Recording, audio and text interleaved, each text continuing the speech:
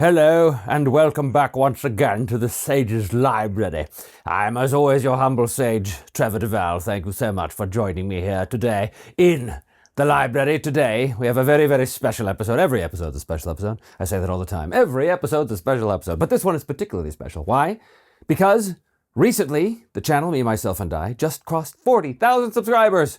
And so, in honor of that hallmark, I want to do a little discussion about a game that has that number featuring prominently. That game is Warhammer 40,000, and specifically Rogue Trader. Here it is, yes, the Rogue Trader. Now, there is a lot to say about Warhammer 40,000. I could go on for days about Warhammer 40,000, specifically about the setting. But I'm not, because, well, it would take days. And also there's a bazillion videos out there that go into great detail as to the setting of the Warhammer 40,000. But I will tell you this, obviously the Sage's Library is about my experiences playing these games, and so everything's going to be through that lens. And I will say that the Warhammer 40,000 setting is so big and gargantuan that it is very intimidating when you first come to it, if you know nothing about it. It's huge, especially if you want to GM the game, because GMing a role-playing game set in the Warhammer 40,000 universe is a daunting task. There is endless amounts of terminology and factions and tech and weapons and all kinds of stuff that you feel like you need to know in order to run a game. But that is not actually true.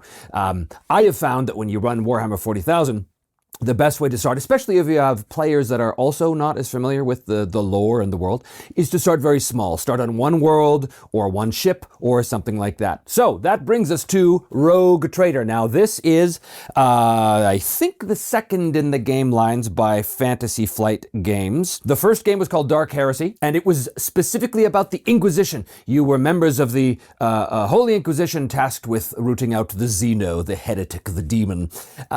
You were also horribly incompetent when you started, and it was kind of a comedy of errors in many cases. Rogue Trader is a slightly different thing. Rogue Trader, you are not playing members of the Inquisition. You are in fact playing the crew or the members of a dynasty, a Rogue Trader dynasty, sort of a enormous royal house, or not a royal house, rather a noble house, who has been tasked with their warrant of trade of going out into the great void in the stars and furthering, well, the will of the God Emperor and the Imperium of mankind. But specifically, it's about the Rogue Traders dynasty trying to make a name for themselves as kind of like space pirates in a way, or traders, or military men, or, you know, extensions of the God Emperor himself. I want to talk about Rogue Trader specifically because that is the game that I'm most intimately familiar with. I have played hundreds of hours of this game, so I know it rather well, and in fact, my introduction to Warhammer 40,000 was through Rogue Trader, but not through this version of Rogue Trader. No, in fact, it was through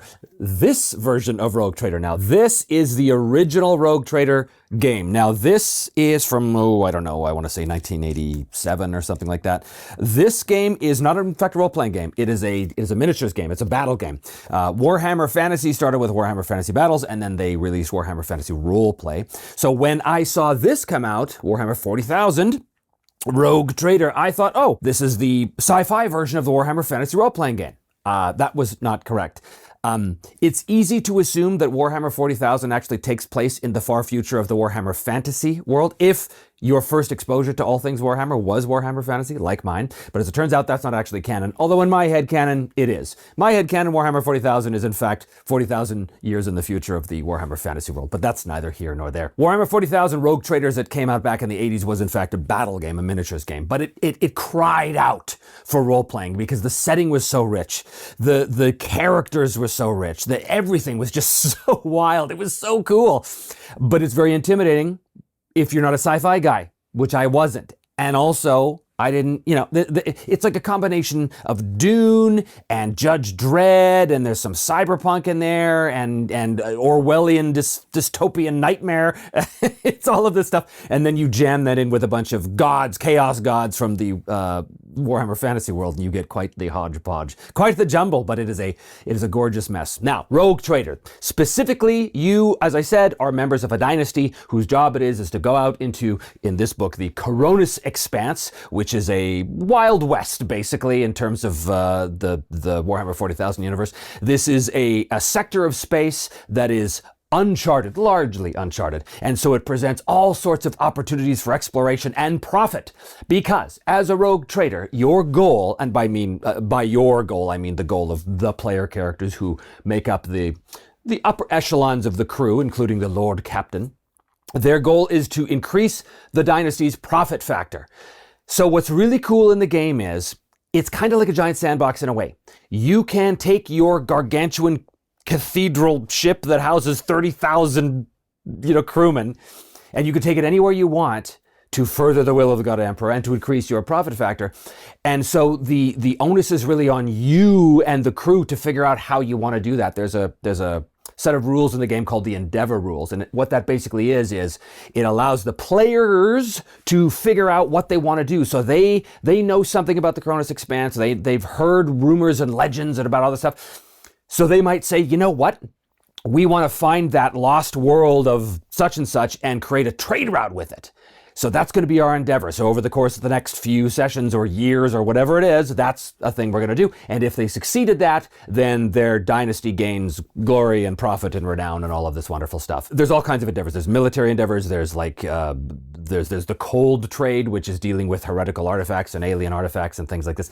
Anything you can imagine is possible. And because you are a rogue trader crew, and because you have access to this profit factor, it's really not a zero to hero kind of game. You do not start as like, well, I'm a level 1 rogue trader, although technically you do start as a level 1 rogue trader. But the level 1 characters in this game are obscenely powerful in terms of their influence in the world. And especially with that profit factor, like buying a las rifle, let's say, it's nothing. As a rogue trader, you just have it. In fact, you probably have 1,000 of them in the ship's locker. If you want to buy 10,000 las rifles, now that's something you worry about with profit factor.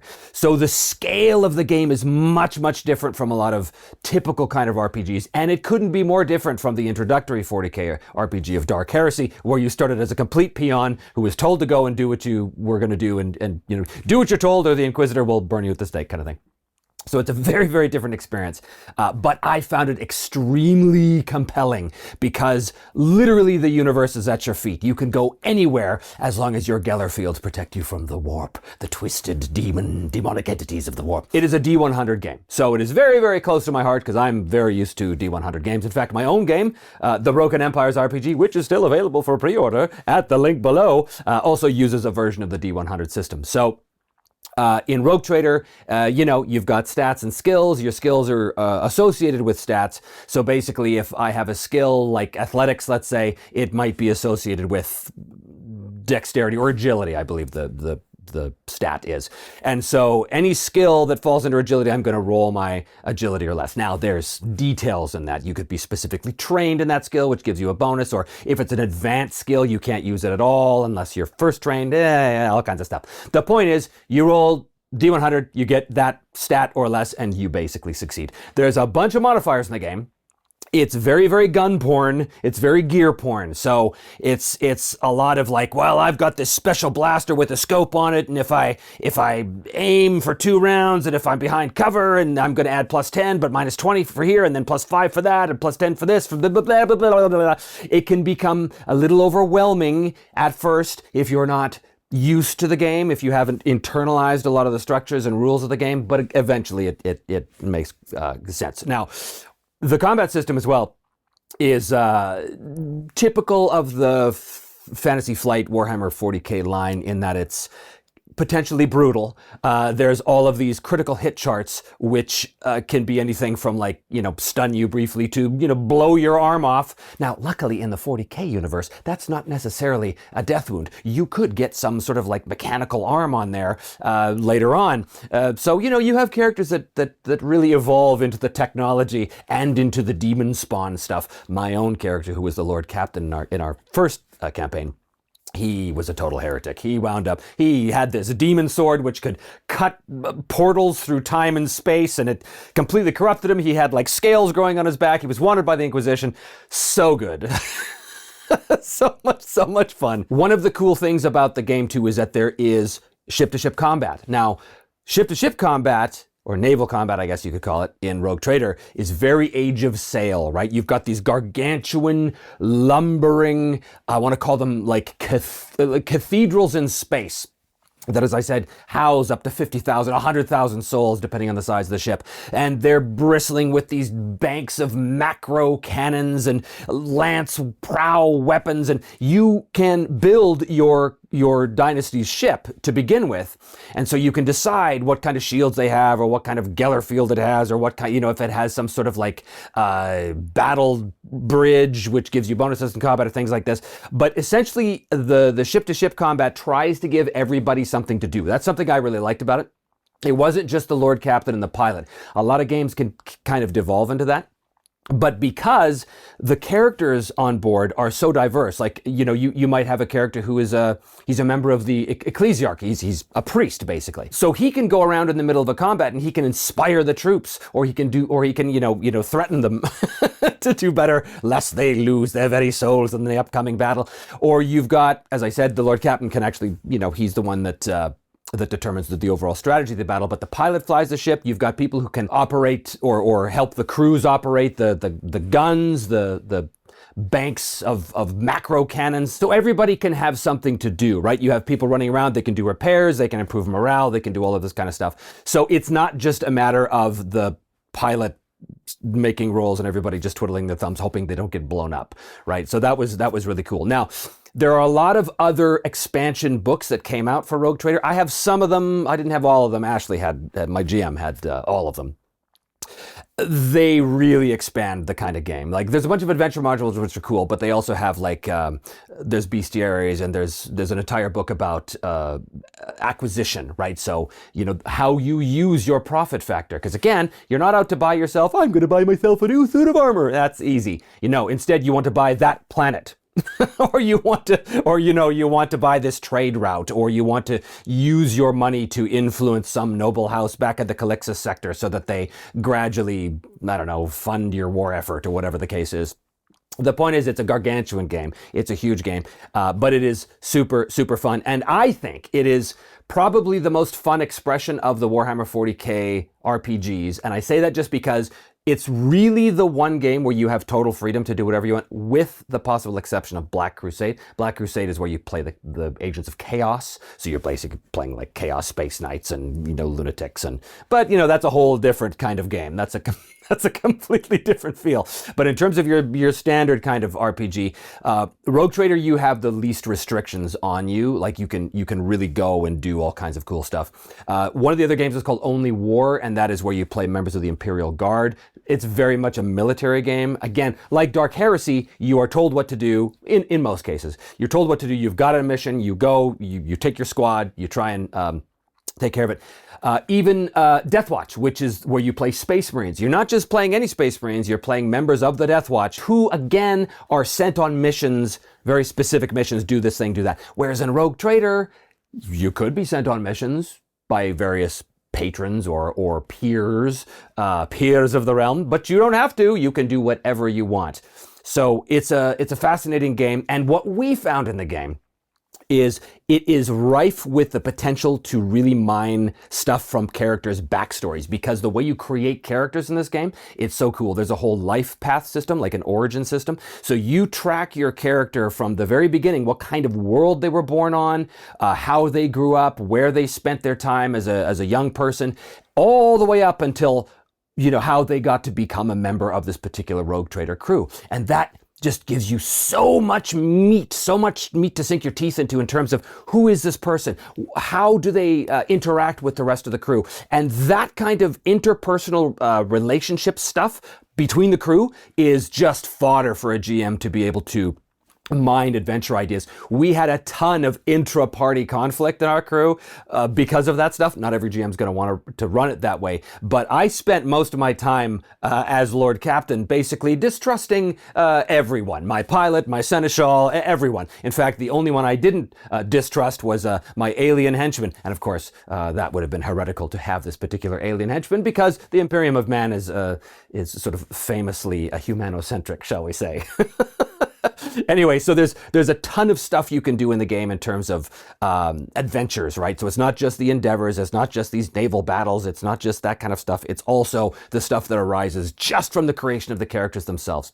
Now, the characters, of course, do have sort of classes and levels, and you get better at things, and you get experience points, and you buy new skills and new talents. The game is rife with talents. So by the end of the campaign, your character is probably bloated with all kinds of talents and special gear and things like that. But that's a common problem with any game. I mean, anyone who's ever played D&D 3.5 up to about 10th level, you'll start to realize that, yeah, you know, it's getting a bit much. So that's the same with virtually any game. So I don't hold that against Rogue Trader at all. I do want to talk about the art in this game and in the FFG40K line in general. To me, the art sells this. If you don't know anything about this setting, the best thing to do is to take these books and just flip through them and just get inspired, because the art is awe-inspiring. It is so cool. It's like a cross between Terry Gilliam, Frank Herbert, and George Orwell. So there's all kinds of wild stuff going on here. The art is so cool. And the first time I saw the art, I was like, I've never seen anything like this. So it's super inspiring, but as I said, it can be intimidating. So I would say the idea, if you're going to start out, I would say start small so that you can slowly sort of branch into the world. A fantastic game, Warhammer 40,000, and it is one of my favorites. Just the amount of hours I put into this game, it's so cool. The art is just, it really is a thing of beauty. All of these FFG books were just works of art, and they're worthy of just sitting on a coffee table to have people flip through it, man, because it's just wild stuff. So the game is out of print as it is now. I think you can still get the PDFs on DriveThruRPG. I'll put a link for that below if you guys want to pick up a copy through DriveThru, because I'm an affiliate, and that's a good way to help the channel. Anyway, Rogue Trader, Warhammer 40,000 here on the eve of my 40,000th subscriber. Thank you, whoever you are. Rogue Trader, as always, will have a sacred space on these shelves here in the Sage's Library. Thank you so much for joining me. And if you do want to help support the channel, consider supporting us on Patreon or the YouTube channels. And don't forget, the Broken Empires RPG, my game, is still on for pre-order as of today. So you can go to thebrokenempiresrpg.com if you missed out on the Kickstarter. Thank you, my friends, and I shall see you in the library one day soon in the future.